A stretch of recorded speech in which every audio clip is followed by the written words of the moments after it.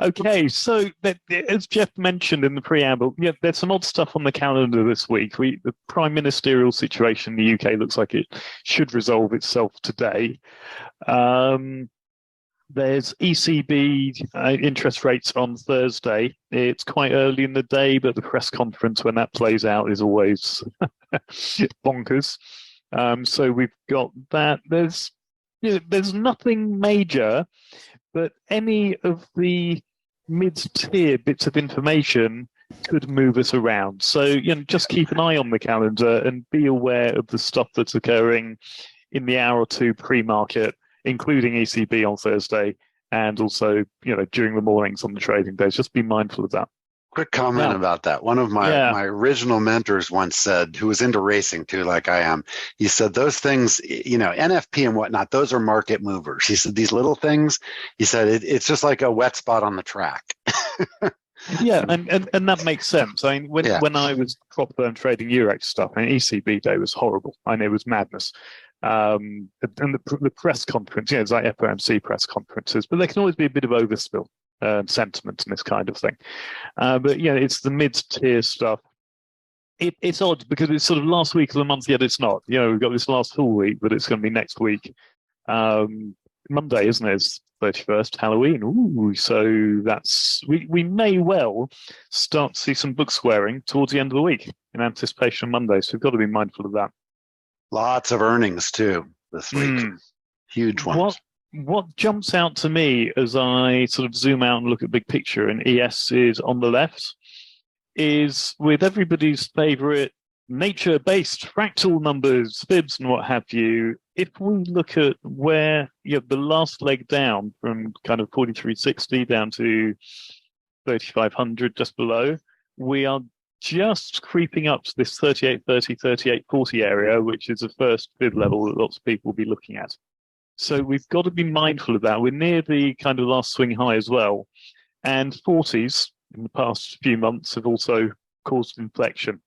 So it's going to be interesting. Are we nearing the top of recent range? If we go up another 40, 50 points, I expect there to be some reaction. And then as we look at the other indices, RTY on the right, it's near the top of the range. There's bits of UB floating around. NQ at the bottom left. We've gone beyond 11,500. There's some stops up at 800. YM has gone a bit further than anything else. It could nibble into all that aggression on the way down from, where's that? Early September, probably a CPI day, maybe an NFP day. We'll see. But, right now, we're approaching quite visible highs of recent daily ranges. So we've got to be mindful of that and look for what happens. Will we break through it? Will we retreat from it? Will we plummet down from it? Don't know. But if I was getting long for any reason, I'd be extremely mindful. We have possibly got obstacles ahead of us, but I wouldn't necessarily fade them. But we're coming up to potential inflection points. We look at the TPO on ES. We're seeing similar stuff, obviously, to the daily. We've just come out of the range of the past, 1, 2, 3, 4, 5, 6, 7, 8 sessions or so. There are no real landmarks for aberrations below us. No single prints. We've got no fall lows. We've still got this partially filled run of single prints down at kind of 35.91, but that's too far away at the moment to be of interest. So I'm interested to see, can we creep up? That sounds like a Beyonce song, Beyonce lyric. Well, it's Halloween. We can creep up. Yes. Are we going to get to this sort of 3840, 3850 kind of area, inflect, then what's going to happen? I'd love it to plummet down, but don't know. We'll see. So I think the next few days, it could be relatively stable trading, notwithstanding the fact, Thursday and Friday, conditions were really quite volatile and bonkers because of thin liquidity. If we look at the volume at price from overnight, top of the range is stops. Stops got triggered up at 13. and the bottom of the range stops got triggered. So we know where people felt they wanted to get out overnight. It was at the top and at the bottom, but we've got nothing stand out at the moment within the overnight profile to say, here's something to look at. I just see my data is wrong. Here's something to look at, be aware of, etc. Big negative delta here at the open, 71. That goes in line with what Jeff was talking about. Did we gap up? Let's have a look. Oh, yeah. See. Wicked gap up. It settled at 72 on Friday, and it looks like the overnight open was at 71. So I don't know what my session times are doing there. Hold on a second.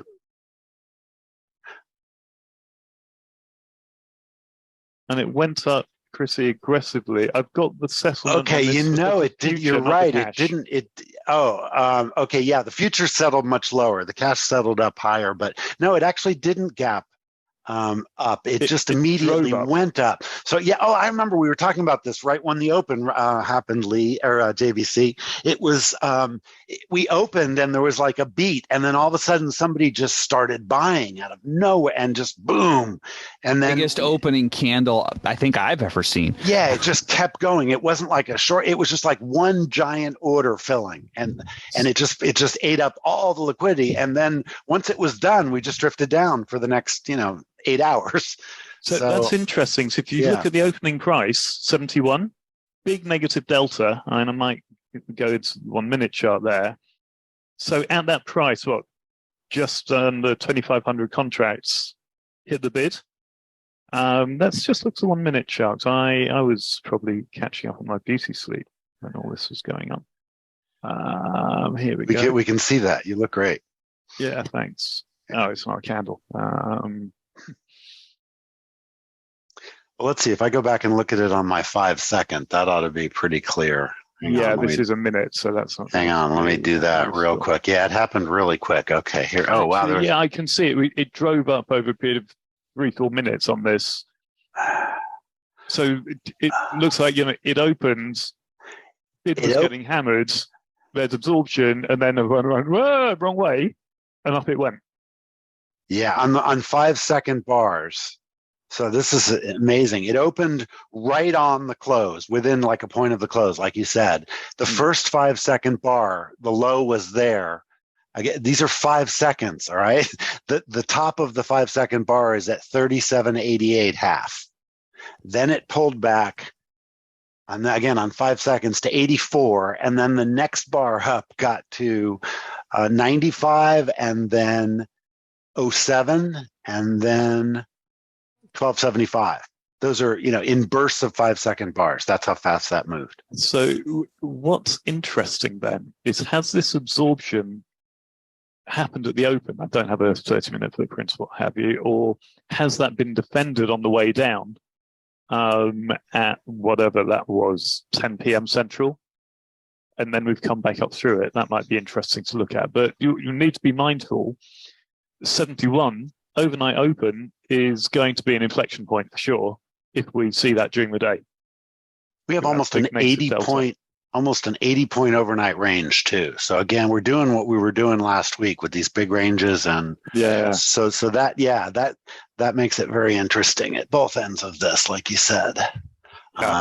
But in terms of the day ahead, I am very much going to be patient, sit and wait, and see what plays out. Because there's no reason to rush in. We're above the middle, but we're near it. 10 points off the middle, and I think we can creep up. But if I think we can creep up, lots of other people think we can creep up, which means we're probably going to go down just to hurt everyone who's going long. Or go up, just to fool the people like me that think, well, if it goes up, then I should wait for it to go down, so it might go down. And, so it's going to be games. I am going to be quite patient this morning, as we should be on a Monday, and just see what happens. And then I might join in for some fun. But I don't have clever much title, more of an outlook. Ides. I really don't have much more of an outlook than that for the week. Now, Jeff Fielding saying, so was that an exit position then? I presume you're talking about the big negative delta We don't know. We have no idea whether people are entering or exiting a position or spreading across multiple markets. We will never know. Yeah. So all we can be aware of is, I maintain if we see really, really, really big absorption near an extreme, it's more likely to be large volume exiting than getting into a position on initiative. Why? Because large volume works its way into positions and will, slice up their volume and go through an average price. They don't necessarily get out of a position in the same way, because they can just sit there at the target price. I'm going to get out. Once I'm out, who cares? And that's why we blow through these levels.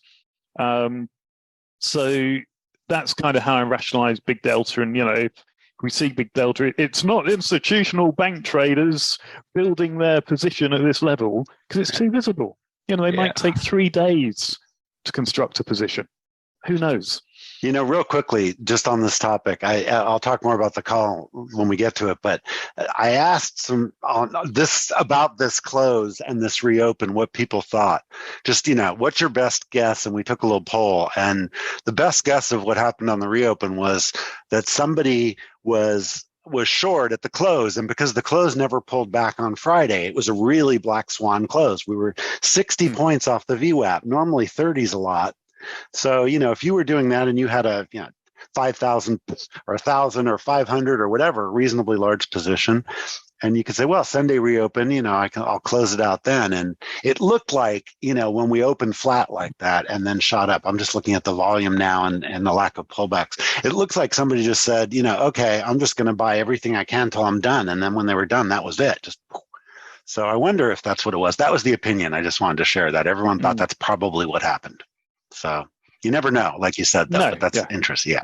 And you can drive yourself mad guessing, or even worse, assuming and going with it. Suicidal. So that's kind of my take on where we are, from afar, heading into Monday. Patience as ever because of Monday.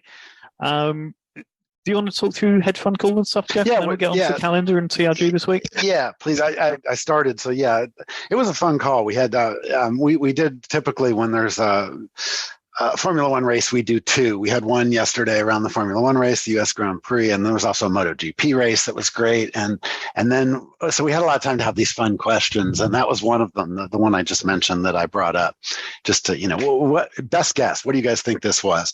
And then so the other thing, if you've been following me at all from Friday, if you were on any of my Friday live sessions or at Sundays, I had a really interesting improvement in my model.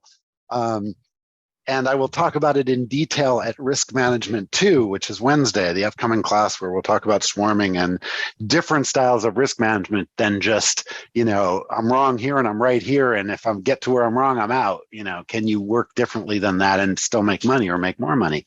And so given that my recent experience with that, and again, I'll explain a lot more about that Wednesday when we have time. I decided to ask these guys, and again, if you're new, real quickly, who am I talking about? I have a circle of friends and acquaintances that meet every Sunday, and we have a voice call, and we just talk about what's going on in their world, and I get to be a fly on the wall. They know me, so, I can ask questions and whatnot, but these guys are either family funds or, speculative hedge funds, small, aggressive hedge funds. And a couple of them are at major banks. They don't talk about their trading strategies. They can't do that, but just fun kind of stuff that we do. And we do this typically every week. It's called the Hedge Fund Call. And then I usually share the results of it. So anyway, I decided to ask them, first of all, I told them the story. I ran an optimization model. It's an 80% improvement, almost a double in my profitability. That's how profound it was. And, so in your world, guys, a Goldman person or somebody running a couple $100 million family fund, speculative family fund, how do you guys do optimization and what's your reaction to this? And it was funny. We have up to 16 people on the call. There were 11 when I asked the question. Everybody just cracked up. And I was like, what's so funny? And they were like, well, what you've done is we do this every day. So, you think of this as a significant improvement, and for you, it really is as a retail trader. But, we have when we're not trading, that's all we do is work on optimization. And in my case, it was specializing on one instrument with the same tactics works phenomenally better, 80% better than two instruments. In other words, just NQ versus ESNQ. So I said, what's that like in your world? And the kind of optimization that I had my friend do for me, they're running all the time. So the guys that are managing the trading floor are constantly watching those metrics. And so it just kind of occurred to me, this is why so many retail traders lose money.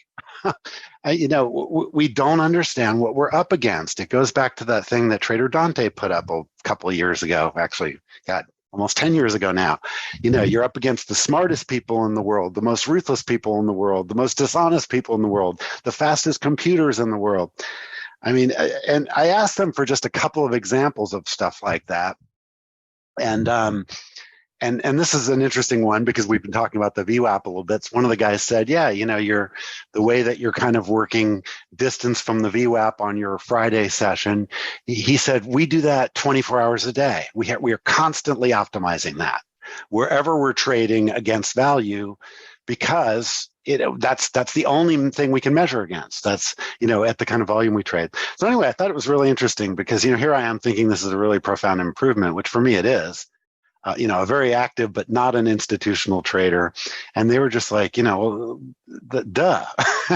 and I said, so what's the most important takeaway to share with my TRG people? And all of them said the same thing. Jeff, you went from trading the indexes to looking at the correlation of the indexes, but trading the index that your particular tactic, strategy, and process work the best for, which is NQ, MNQ. And that's the takeaway for me. I'm literally only trading that going forward, nothing else, because it just doesn't pay. It works so well there. And, they said, even our desks that trade more than one instrument, they're highly optimized for every instrument. And sometimes that optimization is really subtle. And so this just kind of struck me as, how many people that do what we do think about stuff like that? Oh, yeah, well, when you run a fund, you're not trading one strategy. So you're going to be looking at, on a rolling view, what are my most profitable strategies and what do I feed more into? You keep multiple strategies going, hence hedge, but you allocate your assets to what's making the most money. Exactly. And we look at this and say, well, market conditions are changing. They're doing that like every 5 minutes. To me, that's the kind of thing I do every Sunday. Well, what did the market look like last week? And so it just, again, it's the combination of the two things. And, maybe I'm not sharing the profundity of this well enough, but the combination of that improvement in my personal profitability that I learned Friday by, my friend running a hedge fund quality optimization model for me on one of my data sets, and then me going to my hedge fund buddies and saying, this is really cool, look at this. And they're like, hey, we do that every day, Jeff. And it just struck me as no wonder, this is a really hard game. And when you understand things like that, for example, what Lee was saying about the structural view, you get a really big overall sense, and you need to have that. And you need to understand what you're up against. Otherwise, you're a little MACD crossover model isn't going to work. Probably won't work anyway. But anyway, I was just really struck by that. So I wanted to share it. Maybe it's not as profound to the rest of you, but I promise you, if you come to Risk Management 2 on Wednesday, and with this, I'll kick it back to you, Lee, that I'm going to show the results and the differences, and I'm going to show you the difference in the exact same tactics, but executing only on one instrument, and why that just works so well. And I think you'll be really, really stunned. I think so. It'll definitely be worth your time to show up Wednesday for Risk Management 2. And by the way, if you're coming to Risk Management 2, if you weren't at Risk Management 1, please just watch the recording so you know what we talked about, so I don't have to repeat myself a lot, because we're not going to talk about traditional risk management models as much. We're going to talk about non-traditional optimization models. All right, back to you, Lee. Well, I think that is a good segue for JBC. If you can, talk us through the upcoming calendar in November. Sure. There's a lot going on. Folks in TRG know because we already talked about this a little bit, and I made the post in the pit previously. But there's a bunch of new stuff that we have not really talked about in depth anyway, not done specific sessions around in the past. In particular, one of the most popular topics that keeps coming up over and over again, both within TRG and outside TRG, when we ask in the Facebook group and social media and stuff like that, what do people want? And it's trading the dome, trading the dome, trading the dome, trading the dome, and trading the dome, over and over again. So we have decided to listen and actually do some specifically trading the dome sessions. These are going to be geared around Jigsaw. Obviously, lots of platforms have domes. It's not exclusive to Jigsaw, but that is one of the most popular amongst prop traders, and is certainly probably the 800-pound gorilla of order flow dome specialty software tools, at least in the retail space. So that is what Jeff is going to be showing. He's going to be doing a new setup, which those of you who were at the Sunday Reopen yesterday have gotten a sneak peek of already. That is going to be strictly domes. No horizontal charts, no footprints, no nothing else, just the domes. So we've got liquidity, nothing. No liquidity. Yeah, I mean, just dome, depth of market and execution, and that is all. I mean, technically, okay, I suppose that's not quite true because there's a footprint in the dome. So yeah, okay, there's that argument. But anyway, we got 5 sessions of that this month. You can see them there on Wednesday the 2nd, 9th, and 16th, and then on Monday the 14th and 28th. So those are going to be a lot of fun and something very different for the TRG folks who are used to seeing the price action charts and seeing the footprints and all that. We're also going to be doing some focusing on drills. That's probably the second, if I had to pick a second place topic, that's probably up there, probably a pretty close tie with maybe a couple other things. So we're going to do some sessions specific on drills. We'll do various kinds of drills and talk through them and show you how you can practice them and so forth. And you can see those on Friday, the 4th, 11th, and 18th. And then we've got a smattering of other new stuff. Jeff's going to be starting to get more deep into the ETF stuff that he has teased endlessly for about the last year or so and given little bites of, but it's time to finally start digging into that. So he's going to begin doing that. We've got a student's choice coming up next weekend on Saturday, or I guess is that this coming? No, it's next weekend. That's right. I can't remember what day it is. So student's choice on the Saturday the 5th, and we're also going to be doing sort of a much higher level session on the 19th. You can see it on Saturday the 19th. Just talking about types of instruments, categories of things you could trade: stocks, options, futures, forex, crypto. We're going to kind of just break all of the different things out there that the retail crowd likes to trade and talk about what is a really good trading vehicle, what is maybe not as good a trading vehicle as you think, and what is maybe an absolutely terrible trading vehicle and why. So that real quick comment on that. There's a lot of considerations most people don't know. If you live in the United States, futures income, money you make trading futures is taxed at a highly preferred rate over any other financial instrument because it was originally designed to help farmers. And so just that alone, most people that trade futures don't know, and most people that don't trade futures don't understand how significant that is. I mean, it's a massive cheaper tax. That was one of the main points that when I was introduced to futures a few years back, it made me really sit up and go, oh my God, that alone is such an insane advantage. Okay, I have to start seriously looking at futures now. So anyway, that's the kind of stuff we'll talk about. Just the 10,000 foot view, but a lot of stuff a lot of people don't know. There's no market makers in futures. In stocks there are. How does that impact what you can do, et cetera, et cetera. So anyway, it'd be a fun topic, and I'm sure everyone will learn something. And that's one that I believe I know we talked about this. We're going to open this one up to the future because there's so many people out there who want to trade, want to be traders, et cetera, and just have absolutely no clue. So that'll be a good one for you to share with your friends and family and anybody who's always pestering you about trading or thinks they want to trade or whatever. That'll be a really good one for people to get a little bit of real ground level education on what you want to stay away from, because that alone could save them. And then, the last totally new thing, this is going to be a ton of fun. I'm really looking forward to this, is on the 30th. And it's, going to be Lee doing a little showboating and saying, all right, I've got a fresh eval. let's see what we can do. Can I pass this in a day? Can I pass it in a single sitting? That's going to be a ton of fun. I mean, we all know, at least those of us in TRG know that Lee can do that. He's done it over and over again. But to get to sit in on one of those and see him give it his best, university try is going to be a lot of fun. So I'm really looking forward to that one. So anyway, check the calendar out. As I mentioned in the pit. JVC, you forgot manage that trade. Oh my gosh, that's right. Where are those? What color did we make them? Because they didn't jump out at me. Did we not give them a color?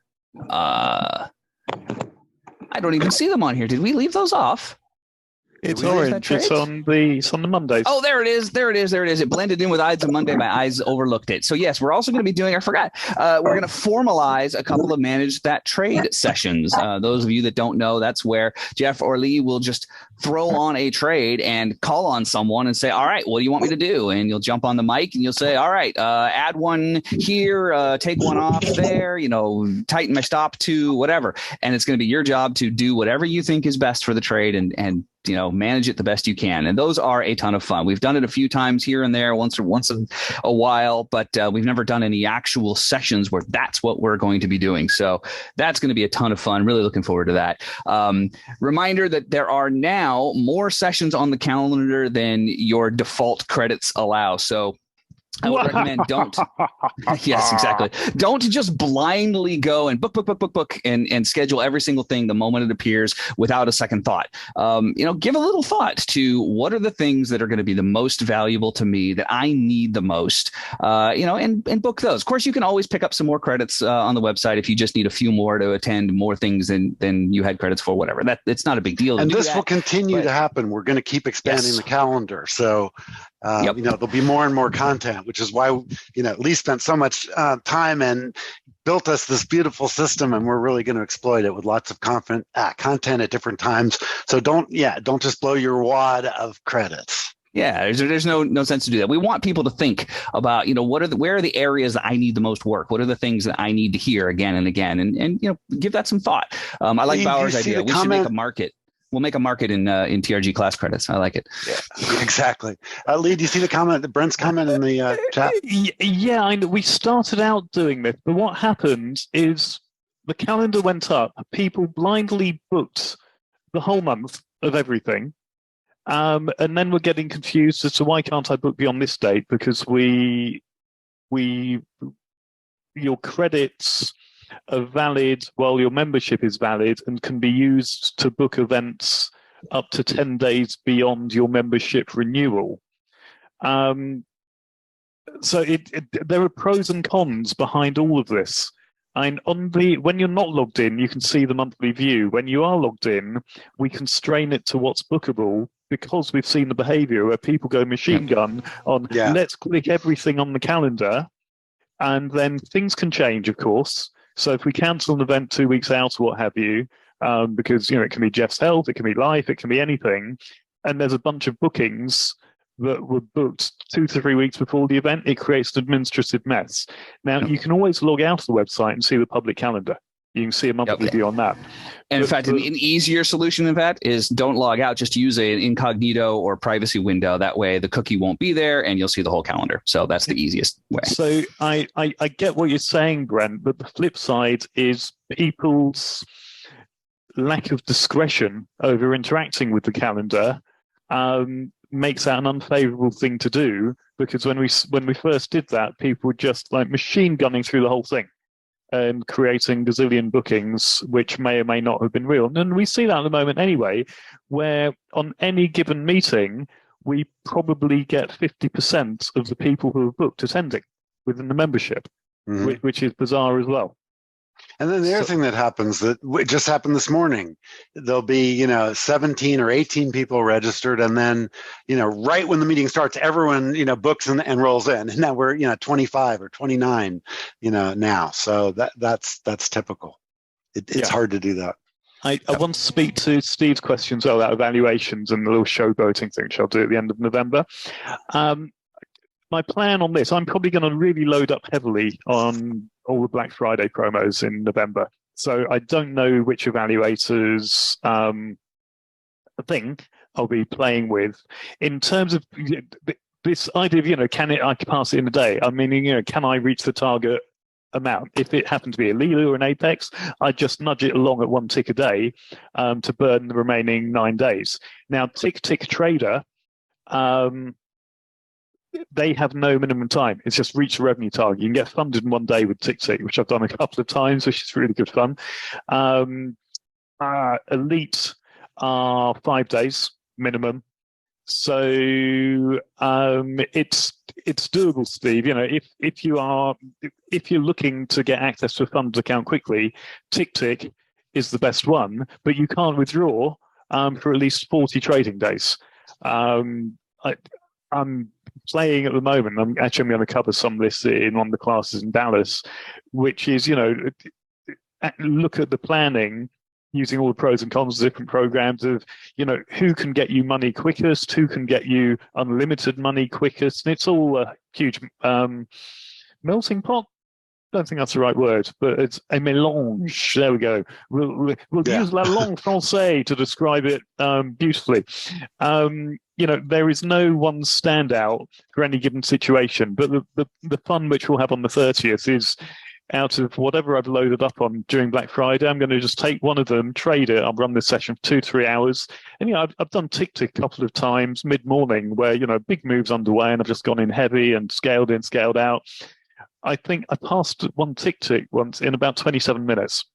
So we'll just see, if trading conditions are there, is it feasible to go generate 3K or whatever, depending on the evaluation? Is it feasible to throw size at a move and play with it and let's have some fun? Because I'm prepared to risk $10 on an eval and to try and give that a go. Steve saying, I'm on top step now to a top step and earn to trade way past target and making minimal trade each day, 7 more days to go. Yeah, I'm same position Blue Nox right now. I think it was a 68% deal on Blue Nox a couple of weeks ago. I did it in a day, and now I'm just taking 1 tick a day, logging it on my evaluation reaping spreadsheet, and you just nudge them along. Earn to trade, the challenge, of course, is consistency in 3 days and whatever else. But yeah, once you've got your head around the metrics, they're all gameable, hackable. Yes, indeed. So, busy month this month. It's going to be a ton of fun, though, so look forward to seeing folks on the new stuff. And I think that's basically it. We got the open in 25 minutes, so I think everybody will want to go get ready and start their trading day. Sounds Shall good. we wind it down? Don't forget, next session up at 20 minutes past the hour, next hour, 10 o'clock, 10:20 Eastern. Just before the IB, so right, just for join the us IB. for that. And I will elaborate on the optimization stuff. If you're interested, come to that and we'll talk about it. Good stuff. All right, everybody, have a great day. Have a great week. We'll see you in the pit and around various parts. Have a good one. Bye for now.